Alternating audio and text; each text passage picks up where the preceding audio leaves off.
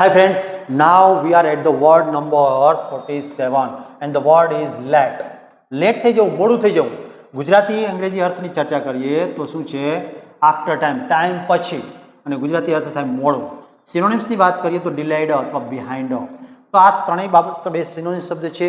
અને આ ભાઈને જુઓ, આપણે હાથમાં કોફીનો કપ લઈને દોડતા દોડતા જતા હોય અને મારે મોડું થઈ ગયું છે. પાછા ઘડિયાળમાં જુઓ જોઈએ કે ભાઈ જે તે સમયે કંઈક લેટ થઈ ગયું છે તેવું દર્શાવવામાં આવ્યું છે. અહીંયા રાત્રિનો સમય દર્શાવ્યો છે, તો અહીંયા લખ્યું છે અરાઇવડ લેટ, કે ભાઈ શા માટે મોડા આવ્યા, રાત થઈ ગઈ તેમ છતાં.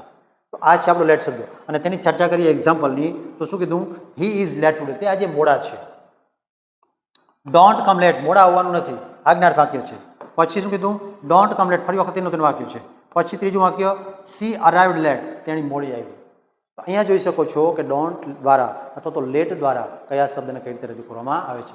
આપ પણ આપણા જીવનમાં ક્યાંક ને ક્યાંક લેટ થયા છો. કઈ જગ્યાએ લેટ થયા છો તે એક નાની એવી કોમેન્ટ દ્વારા મને જણાવશો.